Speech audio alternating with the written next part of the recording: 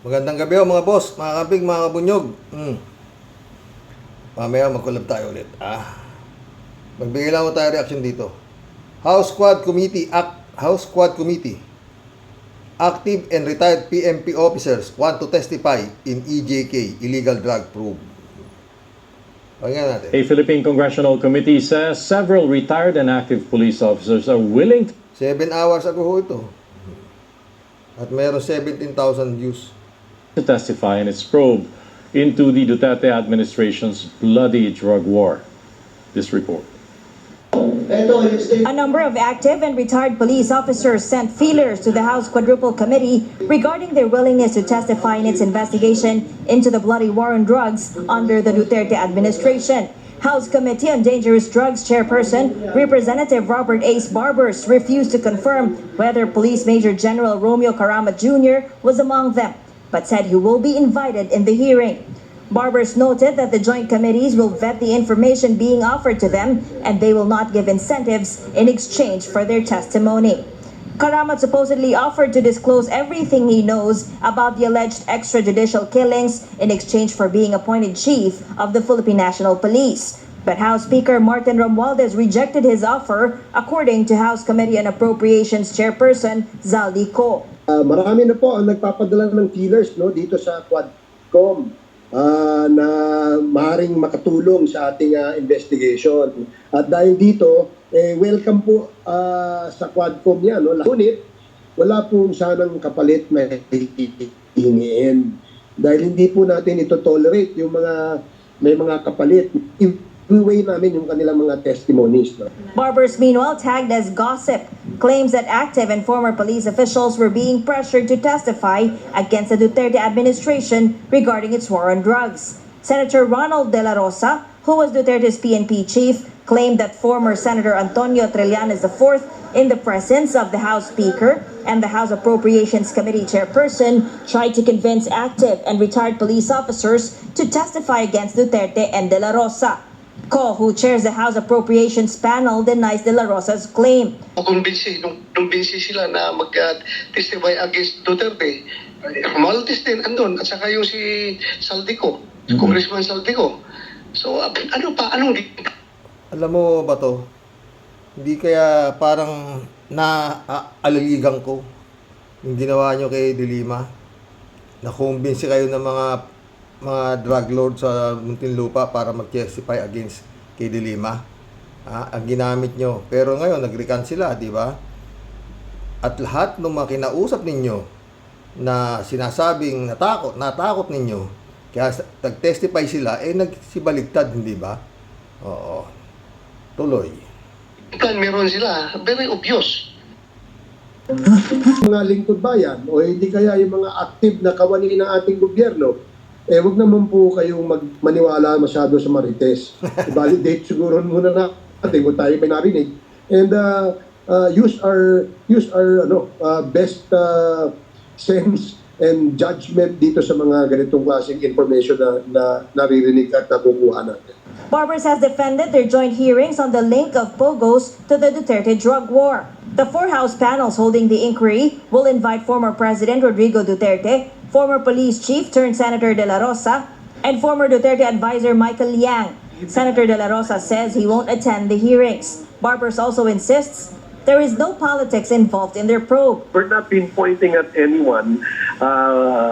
To tell you honestly, there's no politics involved here. The main objective of this Quadcom or the Quad Committee is to propose legislation to deter and perhaps penalize those criminal organizations or syndicates operating within the Philippines. Let me assure the public that we have nothing to do with ICC. Philippine government is not a member of the ICC at the present. The House Quad Committee is scheduled to hold an organizational meeting on Monday in preparation for its first hearing on August 15th, which may be held in Pampanga. Vivian Gulia, ABS-CBN News. The Philippine Interior Chief vows no let-up in the search for fugitive televangelist Apollo Kibuloy. Secretary Ben Harabalos spoke at the sidelines of a Saturday event in Mandaluyong. He believes law enforcers still have a lot of ground to cover inside the compound of Kibuloy's Davao-based Kingdom of Jesus Christ Church. State agents were unsuccessful on Friday in serving an arrest warrant for Kibuloy on sex abuse and human trafficking charges. Abalos assures the public the police is working overtime to get Kibuloy into custody. The police is trying their best. Medyo mahirap na trabaho, no? Kaya nga, ito, double time, marami kang mga hinahanap, no? Pero modestly aside, marami rin naman nahuli. A House lawmaker wants a thorough Alam niyo mga friend, no? Mukhang maganda na ang kapupuntahan nitong mga investigasyon na to, no? Pero yun nga, gaya na sinasabi nila ba to, parang inaano nga nila na bakit makikialam kayo, nag-iimbestiga na nga yung Kongreso sa war on drugs. Kaya meron kaming ginagamit, sabi ni Bato. Saka ni Agbalalde, no? Kaya masama pa rin ang amoy ko. Pero yung mga sinasabi na mga titistigo raw ng mga retired at active na PNP officer, pwede yung mangyari yan. Kasi hindi naman lahat ng mga pulis bugok na sumunod kay Duterte, di ba? Marami pa rin yung mga matitino na hindi ho kumita, na hindi ho may konsensya ng mga pulis, marami pa, no? Diyan naman ho sa war on drugs nito City Kong, ang mga kumita yung mga general, di ba? Na, yun nga, sila Karamat, mga kung ano, yung 5. Tsaka ho yan, pag tumistigo nga ho ito, mga to, wala akong ibang patutunguhan to kung hindi si Digong. Siya nga yun, Duterte drug war nga, di ba? Ang ano lang dito, kung makakukulong nga to dito, paano to? Gugulo to Gugulo Yun ang inantay ko kung paano mangyayari dito pero hindi aatin si Bato, wala pa rin hindi kaya si De Lima, active, senador pa yata si Laila De Lima nun di ba? Siya pa, DOJ secretary, di ba? Binaboy siya. At kumuha ng mga testigo na nag-recant na nung hindi na si Duterte ang nakaupo. Di ba? Mga boss. Pero dito, mas matibay yung mga testigo ni Digong di ba? Sarili niyang tao, Motabato, Las Cañas, Asierto, tapos itong mga sinasabing PNP, retired at saka active PNP officer na handang tumistigo sa mga nangyaring patayan noong panahon ni Digong na yung nga inutos niya. Buong Pilipinas yung order ni Digong hindi naman Davao lang, di ba? Na sige, patayin nyo, di ba? Yun ang story pero kung bakit hindi nila mapatapatawag si Duterte tsaka itong nangyayari na to sa Duterte, pwede nga akong tapos na to meron yung may mga balita na i-impeach si Sara, maaaring ma-impeach si Sara, binira mo Kongreso di ba? At saka marami na nga mga dating kaalyado nila na nag-abandon ship na. Kasi nga, sabi nga ni Sara, hindi pwedeng parating magkakaibigan ang sa politika. Mag-aaway at mag-aaway. Gaya yan. Sino mo magkakalang mangyayari ito? Diyan sa Marcos Duterte na yan, di ba? Tanga na sasabay yung mga politiko sa paglubog mo. Yung survey ni Sara, baksak na. Baksak ng baksak. 77, naging 44 na lang yata. Baka, wala na to. Tsaka si Sara kung ano na dinadaldal. Talagang lahat binibira na niya. Di ba? Pakinggan ninyo to. Bukas na yung kay Sara. Anyway, yun na nga yan. Malamang nasa alamang talaga to Kung ano yung, alam mo, kung may usok, may apoy. Qualified naman si Sara Duterte para ma-impeach di ba? Mantaki mo bumabagyo, biglang nanood ng concert. Wala nung to. Tsaka yun nga, tira na ng tira si Sara Duterte. Bukas na yan. Ito naman muna. Kay Attorney Enzo Otto, Kabunyog. Nararamdaman na ng mga followers ni Kibuloy ang epekto ng pag-freeze ng account nila. Magbibigay lang tayo dito ng komento Pakinggan natin. Kaya ito na yung suto 14 hours ago. Nagpapaawa na raw yung mga miyembro nito mga kulto ni Kibulog. Pakinggan natin. Ni na Kibuloy, dahil sa pag-freeze ng assets account nito, damay na din ang lahat-lahat ng property ni Kibuloy. Para po sa karagdagan pang balita, panoorin po natin ito. Pinapa-freeze ng Court of Appeals ang mga bank account at ari-arian ng wanted na si Pastor Apollo Kibuloy. Damay din dyan ang mga bank account at ari-arian ng Kingdom of Jesus Christ at SMNI. Nasa frontline ng balitang yan, si Camille Samonte. 10 bank accounts, 7 titulo ng lupa, 5 sasakyan at 1 aircraft. Yan ang mga ari-arian ni Pastor Apollo Kibuloy na pina-freeze ng Court of Appeals matapos maghain ng petisyon ng Anti-Money Laundering Council o AMLA. Iniutos ng korte na bawal galawin ng mga naturang ari-arian at bank accounts sa loob ng 20 araw.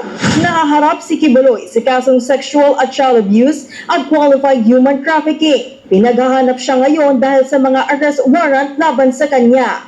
Ayon sa CA, may nakita silang batayan na ang mga bank account at ari-arian ni Kibuloy ay ginagamit sa iligal na aktibidad at krimen.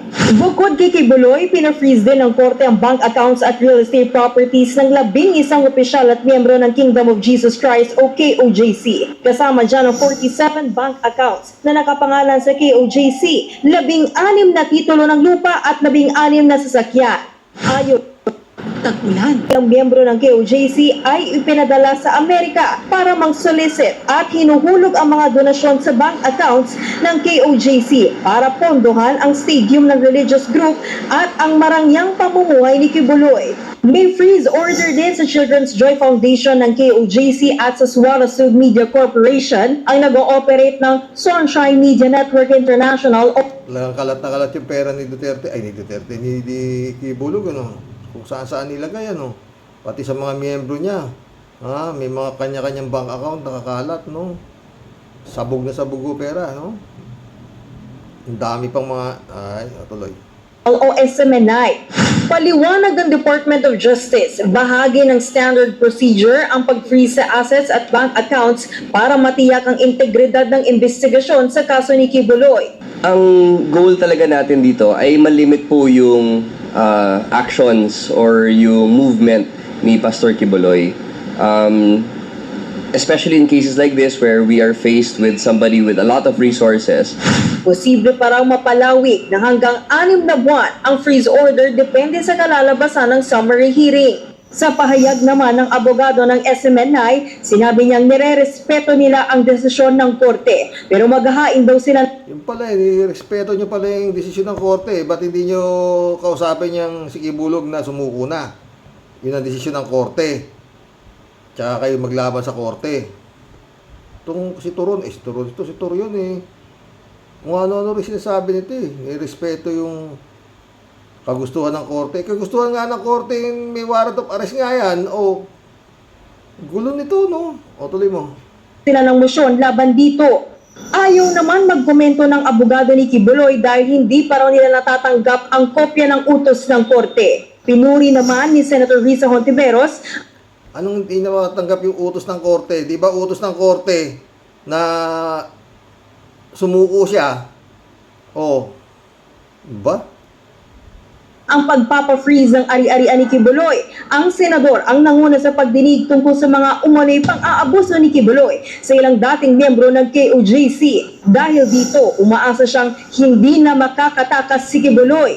Ngayon sinasalang nila ang mga kabataan ng KOJC na kung saan dito Ito yung yung paawa effect nitong mga miyembro nitong kulto na to, papaaral at binibigyan ng pang-araw-araw na makakain ang mga batang kinupkop ng foundation ni Kibuloy.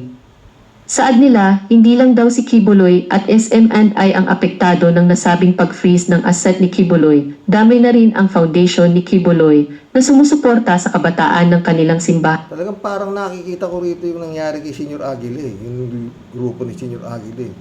Baka itong mga ibang kabataan dito, sa tagal na nitong kingdom na to dito na pinanganak dito na nagkabuntisan yung mga ina't ama nila. Kaya dumami na yung bata rito na ginagawa ayon kay General Marbil, ginagawang panangga ni Kibuloy pag aarestuhin na siya. Yung mga magulang, di ba? Sila raw nagpapakain dito. Yun ang sabi ha, pinapakain, pinapaaral nila doon sa kanilang eskwelahan, yung Jose Maria College. No? Pero yun nga, parang nakasanla na yung kaluluwa mo kay Kibuloy. O, dahil yun nga, siya pipirme para makapunta ka sa langit, di ba? Tuloy. Bahan. Para po sa karagdagan pang detalye, panoorin po natin ito. Sige. Samantala dahil sa inilabas na freeze order ng AMLAC laban sa The Kingdom of Buhay pa pala to, sa mamay na to, no? Sa mamay, oh. Jesus Christ o KJC at ang ibang mga organisasyon na naiuugnay dito ay hindi na makakain o hindi na makakakain ng mga kabataang pinangangalagaan nito. Pati ang kanilang mga pag-aaral maapektuhan. Yan ay Bibigay nga kayo ng 20 milyon eh. Sino makapagtuturo sa nagbigay ng pabuya para matukoy kung nasa si Kibulog eh. O, ngayon, ganyan ang sinasabi nyo. Tuloy. Pinit na mga abogado ng KJC sa isang press conference nitong Huwebes. You should have considered that hindi si pastor lang yung tinira ninyo dito eh. Tinira ninyo dito yung mga group, yung mga institutions na hindi naman talaga kasali. As we speak, yung mga bata sa... Ito, mabigat ang binabitawan nito ng kalbo na to. Dati bilib ako rito yung Mel and J. Oo, galing to. Yan kung nangyari rito sa tao na to. Pero ayon sa kanya, 1 milyon daw binibigay sa kanya bonbon ni Kibulog, di ba? Si Jay Sona to eh. Tuloy. Barangay Kawayan at Tamayong, hindi pa nakakatulog yun dahil sa trauma kanina. Hanggang ngayon. Yung mga bata sa Children's Joy Foundation, hindi natin alam kung ano ipapakain bukas, kung hangin ba ang ipapakain natin sa kanila. Alam niyo ba kung anong ginagawa ninyo? Di bali na kami, matatanda na eh. Pero yung inosenteng bata na pinapaligiran ng mga pulis o naka-uniforme ng pulis sa Barangay Kawayan, Barangay Tamayong, Kalinan District, Davao City. Bakit nyo ginagamit yan ang mga eksena na yan? Simpleng-simple lang eh. Susuko si Kibuloy, tapos na. Ba't pinagsasabi nyo, pinanangga nila yung mga bata, kawawa naman, hindi makakain, hindi na makapag-aral, wala nang itutustos. Putik ko, tuloy mo. City. Ha? Yung mga bata sa Children's Joy Foundation sa Quezon City, sa kung saan parte hanggang Amerika, hindi natin alam paano sila mag-aalmusal bukas. Kung hangin ba ang ipapakain natin sa kanila. Anong klase? Ha? Okay lang. Anong klase kasi kayo? Ba't pinanangga niyo yung mga sitwasyon na ganyan? Susuko lang si Kibuloy, kasimple. Haharapin niya lang yung kaso. Tangina ninyo. Kayo, Mr. Marcos, magsinghutang kayo dyan, magdamag, wala kaming pakialam. Mag-overdose kayo for all we care. But these are children. Dapat gumalaw na si His Excellency dito eh. Wala kayong pakialam kung magsinghutang kayo, maglamag dyan, mag-overdose kayo. Yung mga sinasabi nito mga to talagang, no? Hindi ho ako Marcos ha. Lenny po ako, pero yung mga sinasabi nila, dapat umaksyon si Marcos. Di ba? And children. You are not questioning the people who Ito pa isa. who are in Congress, but you are taking money away from children. Yung freeze order po, kasama yung Children's Joy Foundation. Kumakain araw-araw yan. Na kumakain araw-araw. Mga bata ho ito, whose parents cannot afford to give them a good life. Whose parents cannot afford to send them to school, feed them 3 times a day. Ito po ang na-freeze ninyo. Pagkain ng mga bata. Edukasyon ng mga bata. Yung mga scholars ni Pastor. Correct. No, na umaasa lamang dito po sa suporta ng KOJC. Pasensyahan na po, wala po kayong maasahan mo Si Toron. Torion. na ngayon ng KOJC at kawawa naman itong mga inosenteng mga tao, thousands po ito na magsasap. Motor na eh. Bakit hindi pa sumuko kasi yan? Anyway, dyan lang tayo. No? Mga pagkain ng mga bata. Ano ginagawa? Kayaman-yaman nung iniwan ni, pasahan ni Kibulog dyan sa mga, si Duterte. Lang naman di niya kayang pakainin yung mga bata na masasarap. Ang daming pera. Ni administrador, sobra-sobra sa dami ng pera niyan. Diyos ko. Ewan ko sa iyo. Hindi ko no. Talagang paawa. Anyway, lulusot to yan sa mga pero hindi na siguro eh. Kasi maliwanag dyan na gusto nilang ano gusto nila? Huminto yung gobyerno? Ibigay ang layaw ni Kibulog? Tanginang di ba? Ayaw sumuko eh. Magbibigay pa ng 20 milyon. O di ginagamit yung pera. Kaya freeze. Baka hindi lang 20. Baka tama sabi. Baka nga magamit pa. Delikado pa nga sila, Senadora Risa Ontiveros tsaka si William Gatchalian na meron nang kumakalat na ipakikechok di ba? Kaya talagang obligadong i-freeze talaga yan. Pero anyway, sabi nga ni Arlene Stone, hindi pa na-freeze lahat yan. Sabi ni Arlene Stone yung dating pastoral niya dyan sa na nandun sa Amerika, kausap ni Badcaster. Marami pa ikang pera na hindi nila na-freeze. Na kung saan nakalagay yung pera ni Kibulog na hindi nasama sa freeze. Sa freeze na sinasabing na i-freeze yung ari-arian. Sabi niya, malaki pa yun, sabi ni Arlene Stone. Di ba? Wala talaga itong mga to. Ano ba masasabi ninyo dito sa mga to? Talagang grupo nila, talagang mga wala na sa hulog, no? Wala na talaga. Tingin ko, tutuluyan na ng gobyerno ni Marcos, no? Baka yung si Baste, namumuro pa na masuspinde, no? Kasuspindi naman talaga yun. Di ba? Pinagre-resign niya yung Pangulo. Sasampalin niya yung General. Grave misconduct of a public servant yan. Pwede nga siya matanggal di ba? Salita ba yun ng Mayor ka lang Pag-resignin mo yung presidente at kung ano-anong inangakak nyo. Alam nyo ito mga pre. Tihaya na yung barahan ng Digong. Wala na Wala na Yung mga dating kasama niya, nagtalo na. Pumunta na kay Marcos, di ba? Wala na talaga Maski yung Cayetano, yung si lang hindi makapunta-punta. Si ito, re-electionist ba si Peter Cayetano? Wala siya, hindi siya pa pwede pupunta kay Marcos. Bakit? Nung vice presidential debate, talagang lintik kung balahurain niya si Marcos. Anyway, diretso magnanakaw, dinidiretso sa mukha ni Marcos na magnanakaw, yung pamilya mo, ganun alam niyo, nakatutok ako dyan, di ba? Wag mo nakawin yung oras ko, mga ganun ang daldal niya si Cayetano, di ba? Tsaka yun nga, paulit-ulit, no? Mga pre. Kaya nanalo si Digong, ang nangyari po talaga dyan, sinuportahan ng Ilocano si Digong. Kaya nanalo si Digong. Pero si Cayetano, kaya natalo, hindi siya sinuportahan ng Ilocano. Paano siya susuportahan ng Ilocano? Kandidato si Marcos. Siyempre, kay Marcos ang Ilocano. Kaya ang sinuportahan, kaya naman natalo sa Cayetano, hindi siya sinuportahan ni Bongbong. Paano siya susuportahan? Kalaban nga siya, minumura niya nga halos si Bongbong ang sumuporta sa kanya, si Duterte. Talo. Doon mo, connect the dots nyo. Ibig sabihin, kung hindi ang nangyari hindi naman sumuporta yung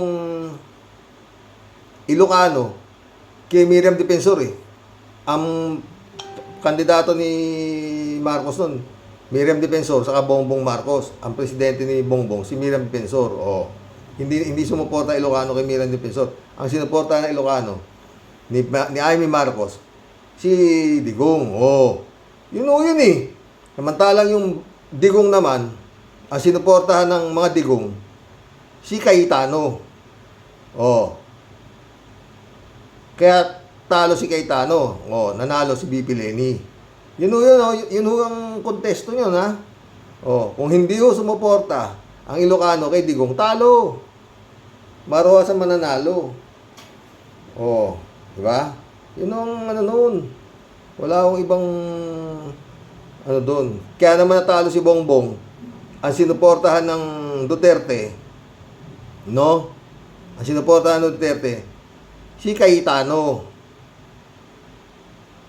Hindi ho mahirap isipin yan, mga friend. Ang nagpanalo kay Digong, Ilocano. Marcos ang nagpanalo. Si Aimee. Kaya bilang utang na loob, pinalibing niya si Marcos sa libingan ng mga bayani. Yun naman ang pangako niya.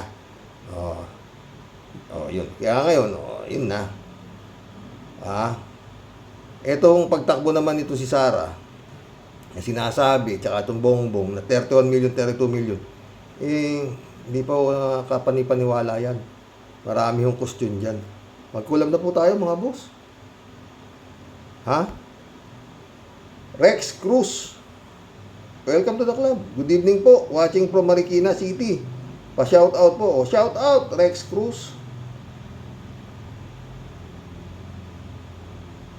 Kalatni, shout out Kalatni Baya. Shout out to the great people of Marikina City, sabi niya. Mabuhay kayong lahat, sabi ni Kalatni. Dalawa na kami nag-shout out, pati si Kalatni Baya, Rex, Ladies Anita, shout out. Good evening po, Sir Roque. Sir Roque po, have a blessed Saturday po. God bless po. More and always. God bless, Ladies Anita. User, shout out. Cayetano, manloloko yan, sabi niya. Ladies Anita ulit, Balita nga, Sir Roque, si Sara Duterte Shit ay ipapa-impeach dahil sa paninira niya sa mga Marcoses. Sana nga ng kabayaran ng mga kawalangyaan niya.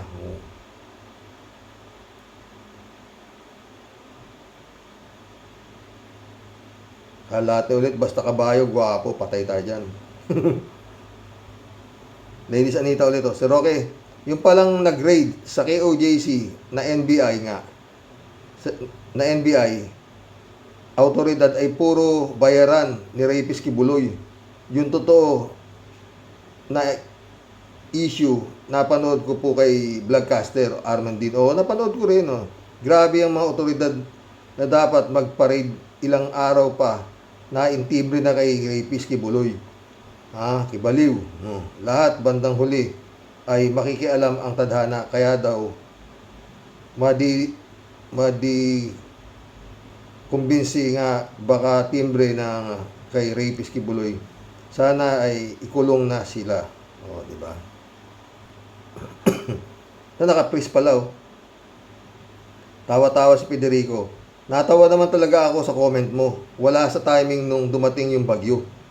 Tatanga yung bagyo. Dapat pagbalik niya, saka bumagyo. Totoo.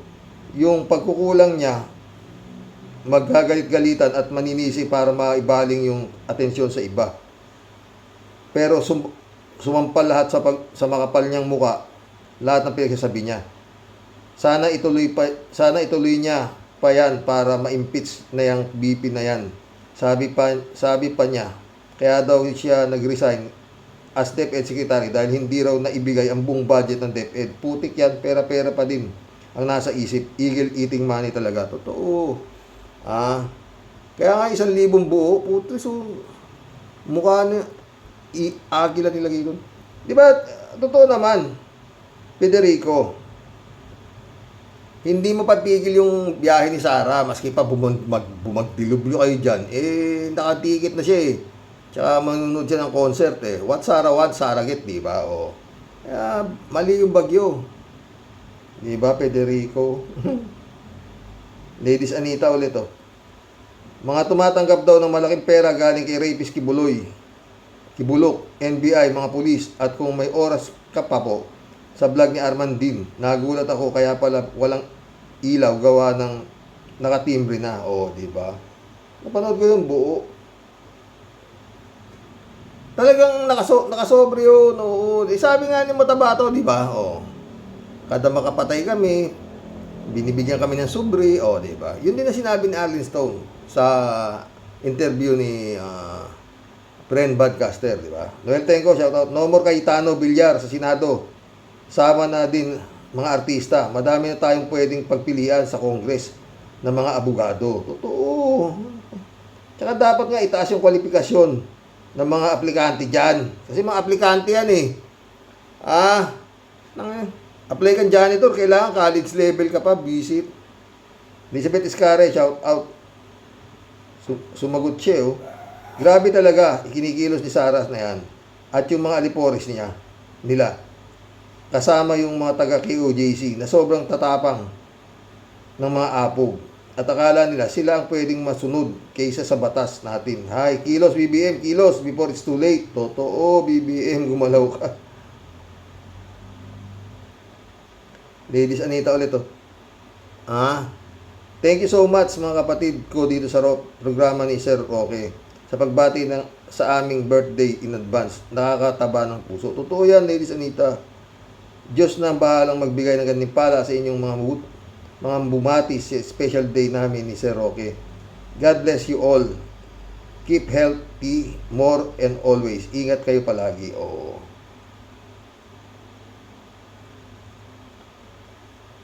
Kalat niyo. Happy birthday, Miss Ann. Wishing you love, happiness, good health, and more bright years ahead. May you have a blessed one. Ingat ka. Be well. Si Marilo Pabian, no? Shout out Marilo Pabian na ka, sabi niya. Happy birthday to you, ka-warriors, Ladies Anita. Keep safe always. God bless you. Sa totoo lang, talagang mabait sa akin si Lord, eh. Dito ako nilagay, di ba? Totoo po yan, hindi biro. Hindi nga ako marunong gumamit nito. Di ba? Federico Mandac ulit, Ayon sa salaysay ng Cotabato, grabe ang krimen sa Davao. Lalo pa daw itong lumala nang magtatag si Duterte ng Davao Hit Squad para iligpit yung mga masasamang tao. Ito yata yung inimbestiga ni Senator De Lima nung CHR chairman pa siya. Dito nagsimula ang galit ni Digong sa kanya. And the rest is history. Totoo yan, Federico.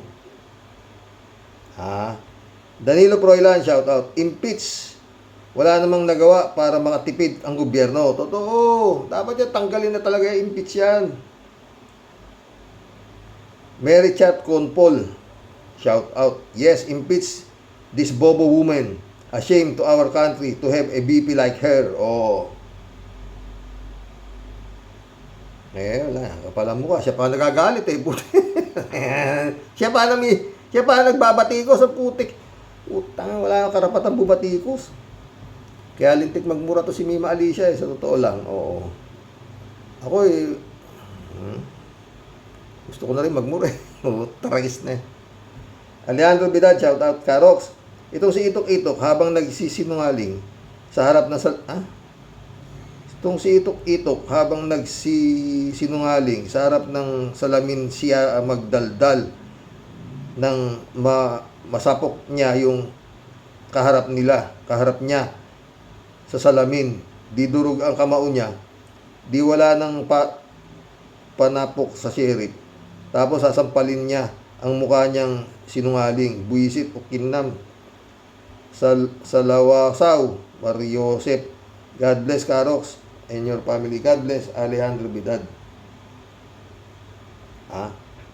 Elizabeth Iscare ulit, Good evening, Sir Rox. Totoo lahat ang mga sinasabi nitong si Cotabato. Grabe talaga ang mga kademonyohan ng mga Duterte na ito. Sa Davao pa lang patay-patay sila. At nang maging presidente pa, wow, libo-libo ang pinagpapatay nila. Lahi sila ni Satanas o mas malala pa sa demonyo. Kaya tama lang matapos na yan at magbayad sila ng mga kasalanan nila. Diba? Doon ang punta. No? Pero tingnan natin. Pag dumating ang ICC, kung ano mangyayari. Malapit naman na. Sabi ni Senador Trillanes, di ba? Tsaka ito si Senador Trillanes, kung hindi totoo sinasabi nito, sampahan nyo ng kaso, mga Duterte. Bato, sampahan nyo ng kaso. Oh. Diba? Ang dami na. Pero titignan natin kung may mangyayari sa isinampang kaso, ha? Diyan na yan. Sa dami na sinampa sa DOJ, ha? Tsaka nakaramdaman siguro ni Senator Trillanes na pwede na ako magsampa. Hindi kagaya ng panahon ni Digong. Wala pangyayari. Siguradong sa basura na Putin. Oh. Pero sana hindi magkaya itong mga kaso na ito na sinampa ni Senator Trillanes doon sa sinampa ni Franz Castro, no? DOJ. Diyan na natin makikita, no? Pero anyway, pinapakiramdaman natin, mga friend. Yung dinismiss na kaso ni Kibulog na rape sa Davao, binuhay ng Department of Justice. Di ba? Kaya galit na galit si Kibulog. Kaya siya sabi niya, pinupolitika ako. Yun. Ang pinupolitika kay Bulog, nung dinismiss yung kaso na rape doon sa Davao, yun ang politika dahil malakas yung amo mo sa Davao. Kaya nung nawala na yung amo mo, nagkaroon ng buhay yung kaso na isinampa sa'yo nung babaeng napakaganda na talaga namang pinagsawaan mo saka pupunta mo sa langit. Ha? Putang yan. Kahit to, no? Al-Ulalia, shoutout. Mababaw lang ang IQ ng mga Duterte para mamuno sa bansa. Mahusay lang sila sa pag-abuso at pangungurakot. Nakachamba lang ang matandang Duterte dahil sa husay ng pambubudol. Good day sa Rock at sa mga ka-warriors. God bless. Oo, totoo yun. At saka yun nga, sinuportahan ng Ilocano, Al-Ulalia. Yun ang totoo nun. Kung hindi sumuporta to si Jaime, hindi mananalo. Kung magaling siya, di sana nanalo si Cayetano. Di ba? Isipin mo, Al-Ulalia, my friend. Samantalang kung mga panyan si Duterte, sabi niya, I tell you people, huwag niyo ako botosan kung hindi niyo botosan si Cayetano. Yan ang mga salita niyan. Binuhat niya ng todo si Patuel si Caldero pero hindi niya nabuhat. Kaya siya nanalo dahil sa Ilocano. Yun ang totoo nun.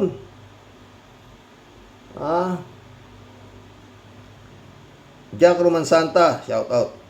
Mental patient na si Sarah, bagay sa kanya ang straight jacket at packing tape sa bunganga. Mainit ulo ni Jack Roman Santa. Welcome to the club, Jack.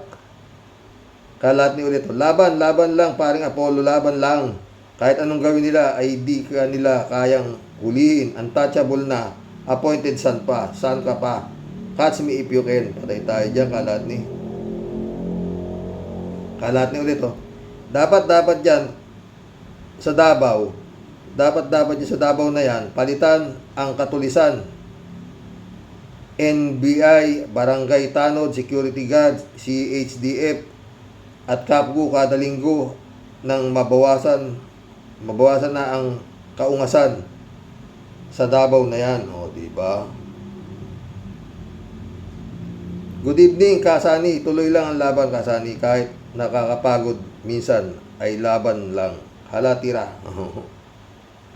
Shout out, Miss Akira Milus. May you have a pleasant day. Ingat at magpakabait ka palagi. Shout out, Akira. Sana okay ka lang, ha? Ferdinand San Juan, shout out. Good evening po, Karox. Sana mawala na ang mga tinik sa gobyerno na nagdudulot ng kahirapan sa ating bayan. Mga tinik na humahadlang sa pagdakip ng mga kriminal tulad ng Pogo at mga involved dyan. Ilang panahon lang kapag hindi napigilan yan mismong politiko ang lulunod, alipin dyan at kakainin sila ng buong buo niyang Pogo. Totoo yan. Panahon na PBBM para gawin mo ang nararapat at baka dumating ang oras, umikot ang gulong at ikaw ang mapunta sa ilalim. Yan ay iyong pagsisisihan. Patnubayan po tayong lahat ng mahal na Panginoon Diyos. Ang init. Friend Sherwin Sapeda, shout out, ha. Christian Sen, July 7, Alcantara, shout out sa inyo, mga friend. Dolor Garcia, shout out. Friend Amy Bingson, shout out sa inyo dyan, sa Italy. Eman Scalona, shout out, ha. Sabi ni Friend Sherwin. Magandang buhay, pagbati ng Impong Basyang Team Tia Deli sa buong Team Rocky Warriors the Great. Muli pong magkakasama para bumanat at magbuga ng sama ng loob sa mga pasaway na pesting yawa na ayaw pong talagang magsitino at magsitigil. Hoy, mga kurimaw na buwisit, magsiayos nga kayo, ha? Sa totoo lang, kayo naman mga walang silbi. Wala, dahil puro maitim ang mga budhi at mga kaluluwa ninyo. Si Tia Deli. No?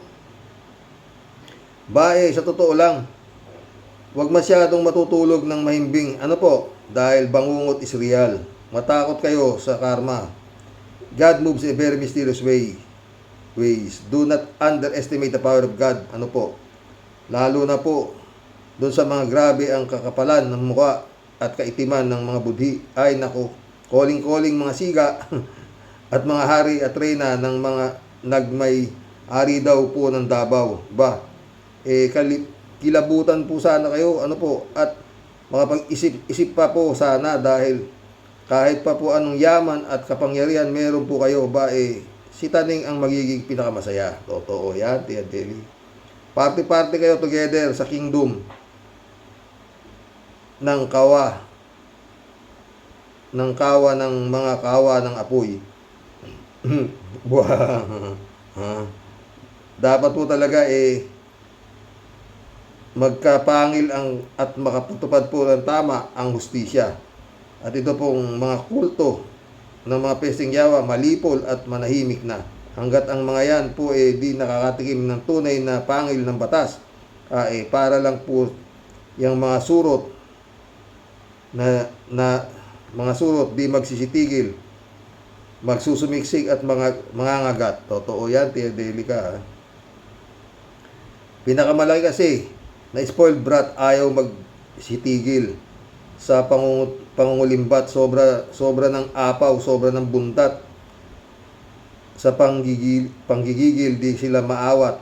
Ano ang meron, mga hinayupak? Palaging pabida, mahilig manapak. Usaping pera, subalit dadapat mga yaman tago, di maipaliwanag. Katakot-takot ang mga kulumbat, di pa masaya o mapanatag. Pag angkin sa powers, mahulog daw sa bitag. Ted, shout out Ted.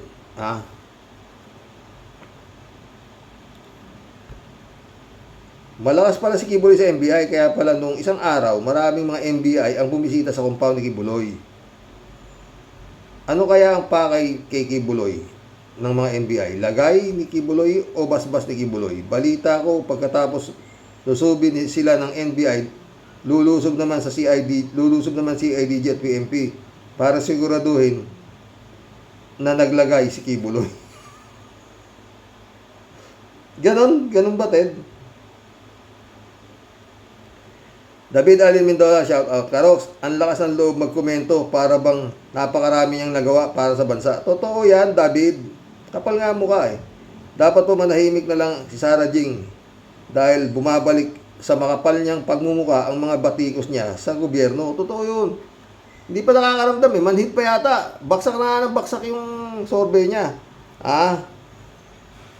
Ayaw pa huminto, no?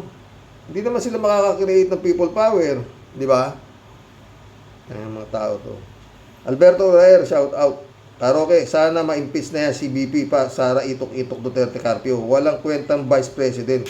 Ang alam lang niya, paninira pag si Digong Duterte mapunta sa impyerno, baka ang mga satanas at ang mga demonyo pagmumurahin lang Karoks. Malamang, in Diyos minure, si satanas pa hindi murahin yan. Sabi niya, lumayas ka dyan, ako dyan.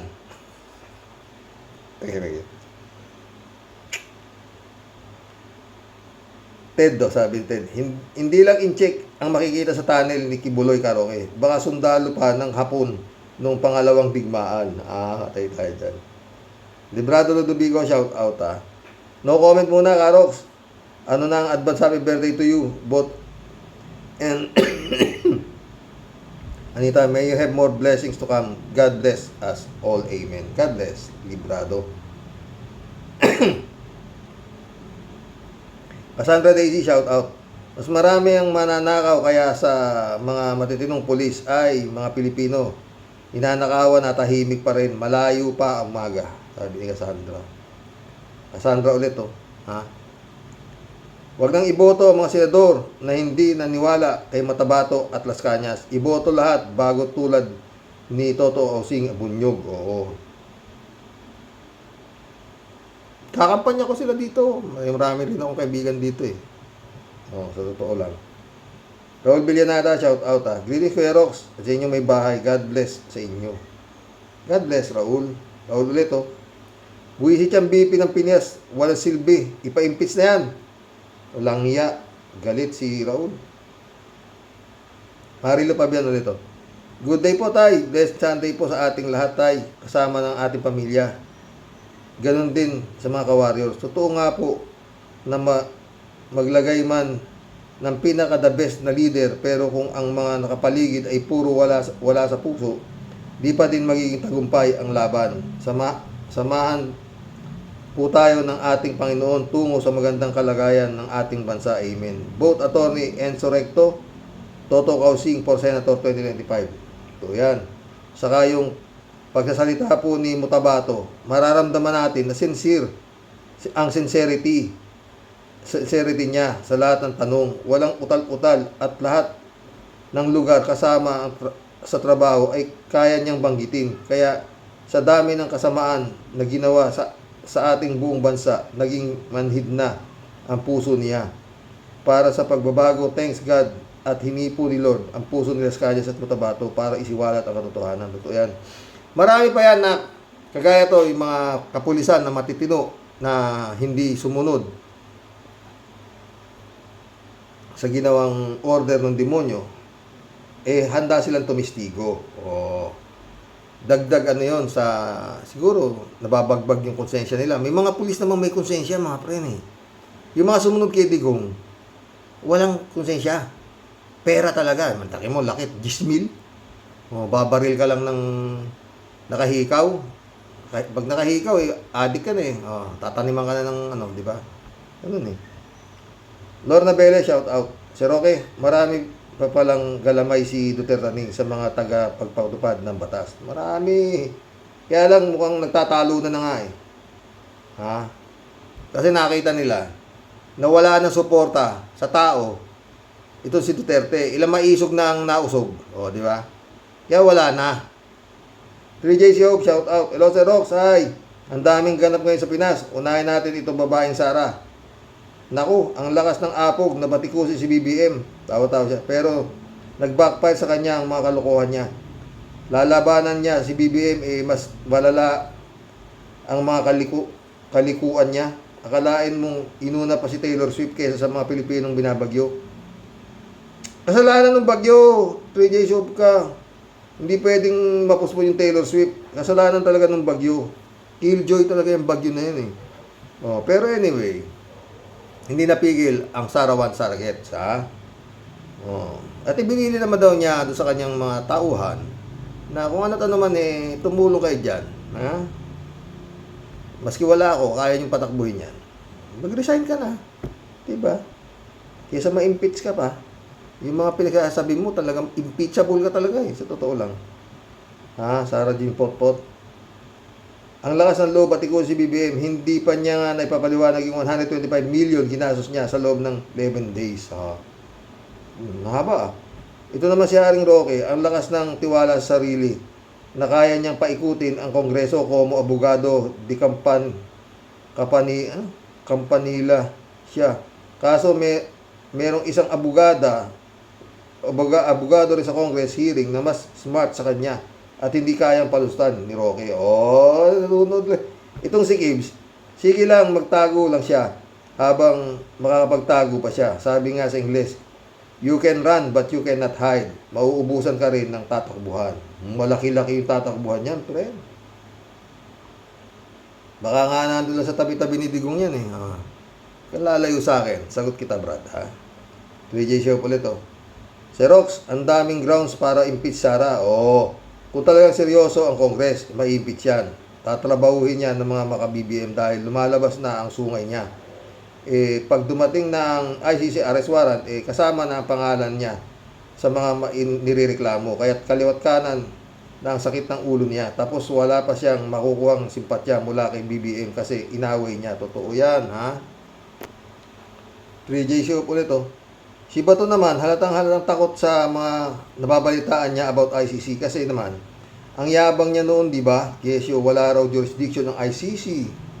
Kesyo wala siyang kinalaman at kung ano-ano pang nang nalalaman. Ngayon, palapit ang katotohanan. Darating ang ICC at lumiliit ang kanyang mundo para di mahuli ng ICC.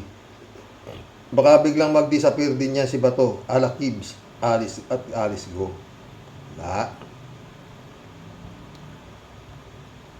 Pwede, iiwan niya nga rin ang Kongreso. Di ba? Kongreso, Senado, di ba? Kung galala, Bato, hindi ka pababayaan ni Kimo. 3J siya pala, si Rox. Eto pa, ayaw tumigil si Marlico, kasi di umubra yung PIDEA leaks kuno niya. Kaya eto daw ang pang world premiere pasabog na pulburon video. Kaso, imbis na pumabor sa kanila, ang ginawa nilang world premiere pulburon, sila ang tinamaan ng pasabog nila. Ayan, deny, si Roque. Nakamukha lang daw ni BBM yung nasa video. So, di umubra ang pasabog nila. Kaya, eto na naman, nag-hire na naman ang artista, si Maharlika, sa katauhan ni Cathy Binag. Sinong maniniwala sa testigo ni Maharlika na si Binag na yan? Concubine pala siya.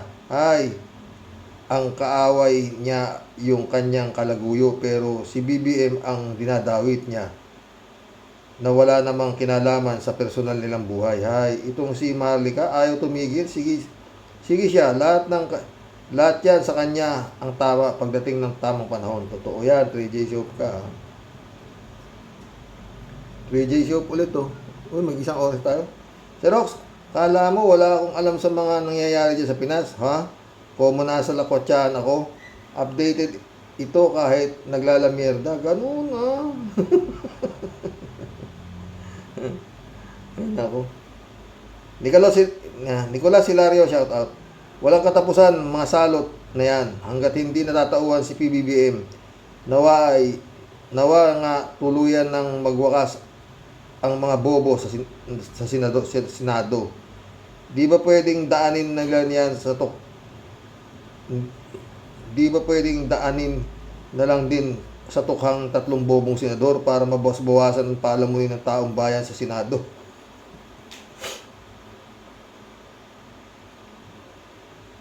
Christian Chengnak, shout out, ha. Shout out po, Tatay Rox. Sa mga kawaryos, wala naman pong dapat sisihin kasi si pagre-rebuilding yan ni disappointed Gurgur at Char. Kundi sila din. Current fake administration. Totoo. Christian Cheng ulit, oh. During Pogong Duterte administration, na-comment ko po to Tyrox, lahat ng ahensya ng pamahalaan hawak sa liig ng may tali ang dila na may hawak na lubid na yun ang nasa palasyo. Kaya di makapalag ang mga ito kay Duterte Praning. Ilang beses ko na din pong napanood yung sinabi ng pamangkin ni Pugong Duterte Praning. And yet, dami pa rin napapaniwala sa mga Duterte Praning. Totoo yan. Christian Cheng ulit, oh. At yun naman pong payag ng dating tauhan at utusan ng Pogo Duterte Praning, ilang beses ko na din pong pinanood dyan. Katulad niyo po, correct po, totoo talaga lahat ang sinasalaysay niya. O, di ba? Christian Cheng ulit, oh. Yes po, Tay. Yes po, Tay Rox. Kilala ko po si Ate Anita Japon. Doon po kami nagkakilala sa programa po ni late Sir Percy Lapid. Siya yung boat po sa paghuli kay Kibuloy. Baka awan ko lang po, pero sa akin, out of the nation na po yan si Rapist Kibuloy. Thanks po, Tay, and God bless po. God bless, Christian Cheng. Shout out, Brother Elias Isyo. Anak Aboy, shout out. Ant Vlog, shout out Ay, nako. Menopause, Joe Flores, my friend, shout out. Panalo na si Kamala Harris, friend Joe. Ha? Mukhang tagilid na to si Trumpeta. Mission accomplished mga friend. Hanggang bukas pumuli. Oh, gabi na naman. Nakapag-enjoy na naman tayo. Magbigay ho kayo ng komento tungkol ho dito sa nangyayari dito. Sa mga dating untouchable. Ngayon nilalayasan na. Wala na natira. Oo, wala na raw natira talaga. Nagtalunan na. Talagang sino mag-aakala, di ba mga friend? Napaka-sweat-sweat nung kampanya. Ngayon, eto sila. God moves in a very mysterious way. Diba? Kaya lang ito, pag wala nangyari rito, talagang, basta ako, may tamang duda pa rin ako, mga friend. Kasi sinasangga nila yung nangyayaring investigasyon sa Kongreso. Di ba? Sana mali ako. God bless mga boss. Good night.